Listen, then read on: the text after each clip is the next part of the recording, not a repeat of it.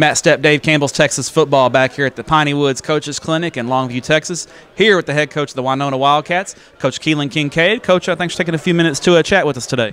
No problem. Anything I can do with Dave Campbell, that's a nice honor and nice tradition here in Texas, and glad to be here. All right, Coach. Last year, you guys had a 7-5 year. Got to the second round of the playoffs. Came up a little, come up short in the second round. But I know, looking back, how long does it take you after you get beat in the playoffs? And it's always tough. You kind of take a step back. How long for you is it before you kind of are able to look back and get over the disappointment and kind of look towards the positives of the past season? Usually about a week. It depends on how well we played, and I believe we played well that game, so it didn't take me as long. We sustained a bunch of injuries on the offensive and defensive line, so it's kind of hard to stop a wing T, slot T team, and you got to have some guys up front to kind of control the line of scrimmage, and we lost a lot of those guys, juniors and seniors as well, to knee injuries. So I wasn't as upset, so I got back on the horse and went and go look at some games and see what I can learn through those other coaches. How proud are you of your kids to battle through that adversity and still able to get to the second round of the playoffs in spite of all the injuries and being banged up? I mean, you're a small school, so it's not like you got numbers behind you that can just kind of fill in. How proud were you of your kids for fighting through that adversity? Very proud of them. That's one thing that we try to teach them every day. Life is going to be ups and downs, and when the downs come, you got to go back to your training, go back to your foundation of integrity, working hard every day, and being the best you can be, getting better every day, not getting worse. And I'm proud of those kids for living that out on the field, living that out throughout the day, passing classes, not getting in trouble, and that sort of thing.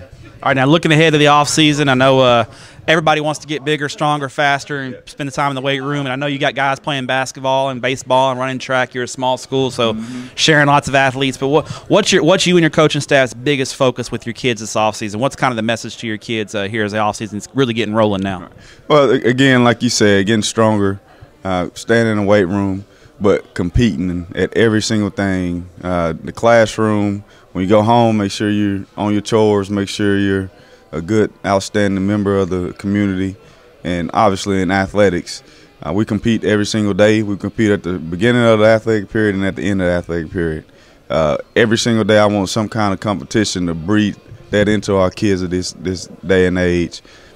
Technology kind of hit us upside the head, and that kind of takes away some of our time, with the kids' time, where we went outside and played basketball, played baseball, played football in the street, some neighbor's yard, whatever it may be. Get yelled at by the guy for being in his yard? Get yelled at, yeah. Why is my water hose, why is my water running? And but when they come to school, we want to create that mentality that we're going to compete. You're going to earn everything every day, and we're not going to sit back and let life happen. We're going to go out there and take what we come to get.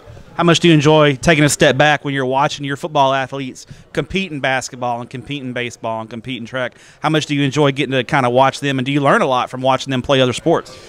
I love it. I love to see their character and their intensity as far as from football to the next sport. I want to win at everything. All the sports that we have, I want them to win. It's pretty much the same kids playing every sport. So to make sure that they're competing at a high level, competing with a lot of intensity, that's important. And when I'm watching them, I could see things that I can't see on the football field or in a helmet, or because you're right there in it with them. But you're in the moment, you're kind of lost in it, right? Yeah, you're kind of lost in the moment.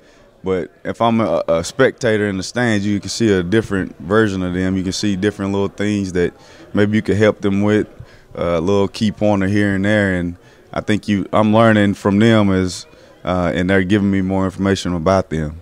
All right, now this is a great clinic. It's close to home, so I know it's good for you not to drive too far away. Coach King, Coach Norton really did a great job of getting a good speaker list.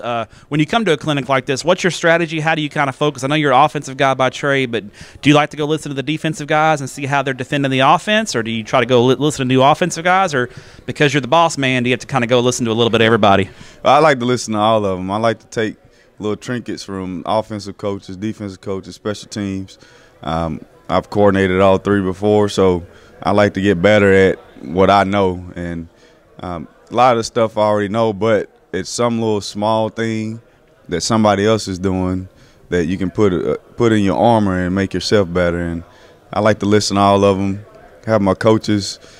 I mean, they're with their side of the ball, but I want them to listen to both sides as well, so they can get better at their trade as well. All right, final question for you. This year, the UIL implemented instant replay at the state championship games.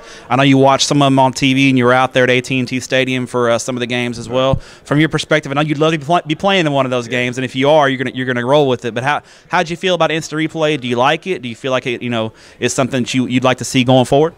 I liked it. It kind of, I wouldn't say it's a hovering deal, but I think it's a thing that it clears up everything. And if there's a call, we're all human and everybody make mistakes. And if there's a mistake, it was corrected at the game.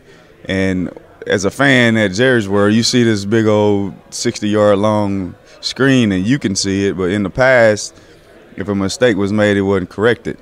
And I believe the refereeing may have gotten better at the state game because they knew the replay was there. Maybe they were had a greater sense of urgency. They were on their game, weren't they? Yeah. And it's the best refs out there too, right? Yes, it's the best refereeing crews you can get. And I don't think they made many mistakes, if I recall, but I like the instant replay. I think it's a good thing going forward, and maybe we can get it at the stadiums that maybe have replay and that type of deal as well, the big jumbo screens. Earlier in the playoffs, right? Yes. I think it'll be a good factor in high school football. Well, Coach, appreciate your time, and thanks for what you do for the student athletes in the state of Texas, and good luck in 2019. Appreciate it, Cup.